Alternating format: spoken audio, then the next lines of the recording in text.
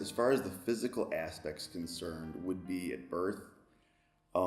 Initially, when I was born, my parents were told because of my premature birth, I would not walk, nor would I talk, or have any semblance of normal life, as it were, as most of us know it.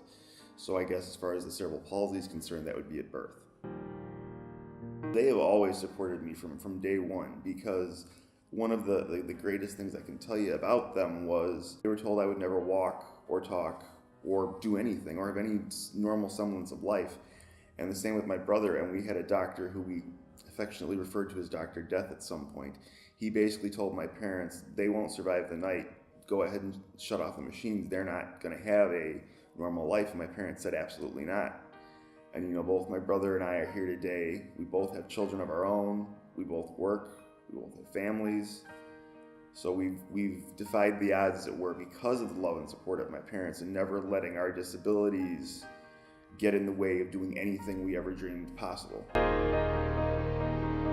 Being able to be married, and I love my wife and I love my son, and I will admit, initially when I found out I was having a son and he was born, I did have some, I guess you could call it, trepidation or a bit of fear, because I was worried that he might be dyslexic, and he may still be, and if in fact he is diagnosed with that, I'll be there to help him, every step of the way and still love him. But as a father going into that was a bit of a concern for me, knowing my own history.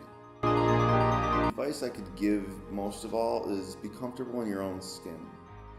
And that's a very loaded statement in a way for many of us that deal with a disability, whether it be social, physical, mental, regardless of what it is being comfortable with who you are and knowing who you are, and being able to go to somebody and explain the issues you might have that might affect you on a day-to-day basis. And once you can do that, and once you can be comfortable in your own skin, I think you can have success in whatever arena you so choose. My name is Tracy Williams. I graduated from Dominican University in January ceremony of 2010. I would say the first time I realized was when I was about preschool age, and I was diagnosed with cerebral palsy at about 5 years old. So I knew I've known what it was since I was 5. Well, I would say my college degree, since people in my old life were not really always supportive, and I would say public speaking, freelance writing, and being asked to have some of my disability advocacy research presented at the Chicago Food and Nutrition Expo at McCormick Place with the professional organization Academy of Nutrition and Dietetics.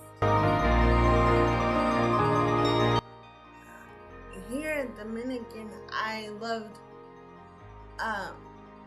was kind of what you call a foodie even before I took the career assessment in my high school. I just thought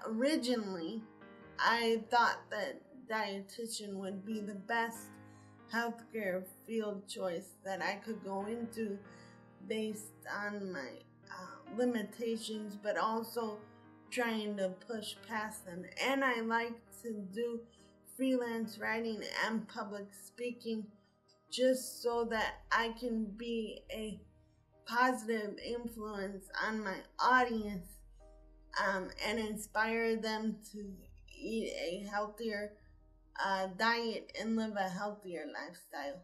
So hello, my name is Victoria Ferrarini. I have what's called juvenile onset glaucoma. I developed it when I was 6 years old. So it first started when things would fall on the floor and I couldn't find them. I would bump into things, and my mother just thought, I think she needs glasses. So with my glasses. I still continued to bump into things, and things would fall on the floor, and I could not find them. And a couple of months later, my mom said, I think we need to take you to see a specialist. So I went to the University of Illinois, the eye and ear and nose, throat, I believe it's called infirmary, where I saw a glaucoma specialist, an ophthalmologist. And she did confirm. She confirmed that I did have glaucoma in my left eye. I was immediately admitted into the hospital to perform surgery. Unfortunately, at that point, though, it had progressed super quickly, and I had lost the vision in my left eye and developed the glaucoma in my right eye. I've been battling glaucoma back and forth with multiple surgeries and a cataract. Although when I was younger, I was considered legally blind. I wore the very thick Coca-Cola Steve Urkel glasses, if anyone remembers that from Family Matters. So I was still pretty much able to read regular print and walk around independently. But because I had so many surgeries, and again, glaucoma is an eye disease that normally happens to people when they're about 40 years old, and I was 6. When I graduated from Oak Park River Forest High School back in '92, and I came here to Dominican, again, at the time it was Rosary, again, it was a little bit challenging, only because I want to say that I was the only student here that was visually impaired. So by me being here at Rosary, now Dominican, and again, also the only student with a visual disability, really wasn't quite sure how to handle it. Believe it or not, I actually did have 1 or 2 professors that did not feel comfortable having me in their class because, as they flat out told me, I never taught someone who was visually impaired and not really sure how to do it. That was very intimidating and was very hurtful. But again, I was a very strong-willed, stubborn person who was very independent and wanted to make sure that, hey, if my mom is paying all this money for tuition for me to attend this institution, I'm going to make sure that I get what I need. So I was very, very lucky to work with the Dean of Students office, and we helped each other. They were able to get me some of the accommodations that I need, such as a note taker.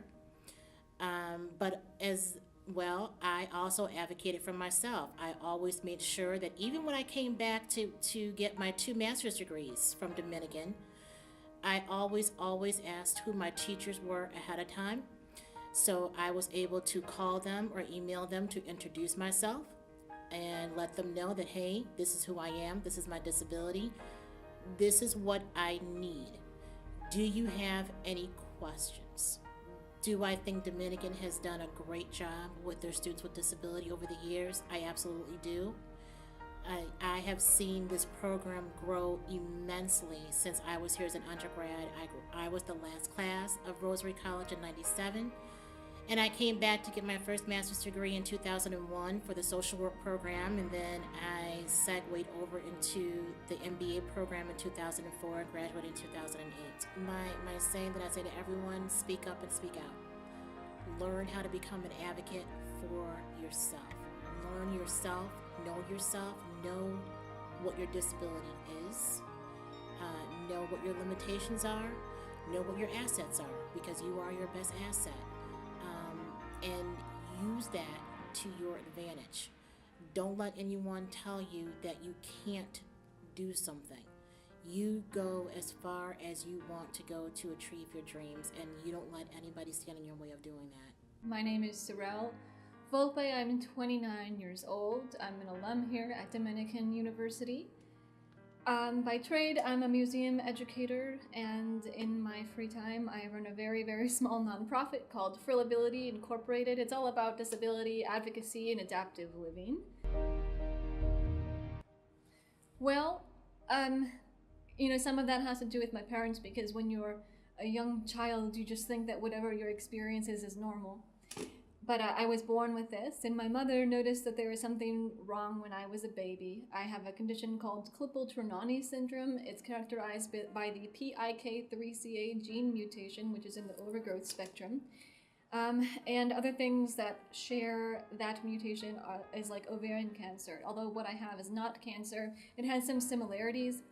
So when my body was forming, when cells were deciding what they wanted to be, my vascular and lymphatic cells went, oh no! And instead of forming normal tissue, they formed malformed tissue, so they're like tumors, and I have them mostly in my right leg from here to here, but there are some in other places, and it affects more than just my right leg. It has whole body effects. I can walk, I'm not paralyzed, but just not a lot, so I use various mobility devices.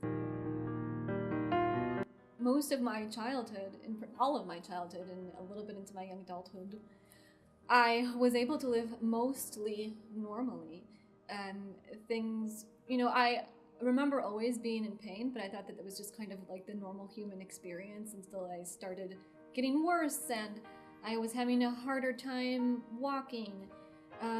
When I was 17 years old, a senior in high school, some other symptoms were presenting, and found out that I had a seizure disorder, which I now know is really linked more to being autistic, but that's also when I went on my first pain medication, which was just Celebrex. It's an NSAID, a non-steroidal anti-inflammatory. By the time I was 19/20 years old, somewhere in between, is when I started using a cane. And then by the time I was 25 is when I had my first wheelchair. Like, if there's advice that I didn't give to any disabled person, is to, celebrate being able to shower in the morning. And I think, some days that's my biggest accomplishment.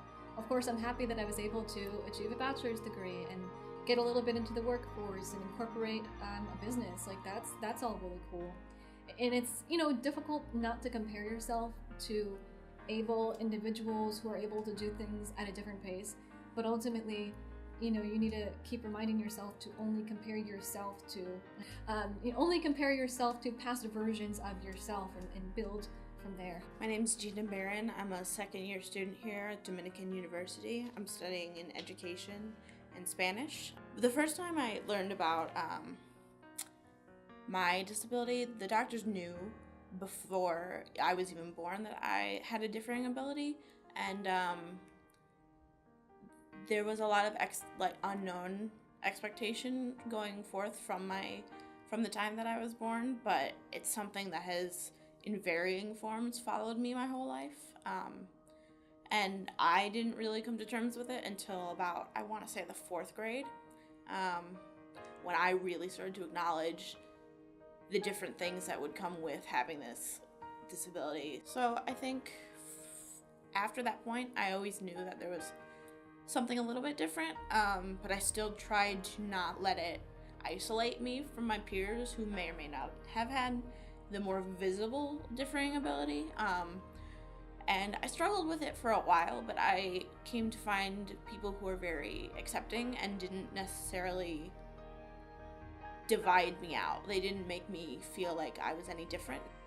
I think the advice I would give to anyone who's struggling with any sort of differing ability is, don't get fixated on the fact that you have something that's different. Don't try and make it a negative, because if you allow yourself to accept it as something negative, then it has that power over you to make you feel less than.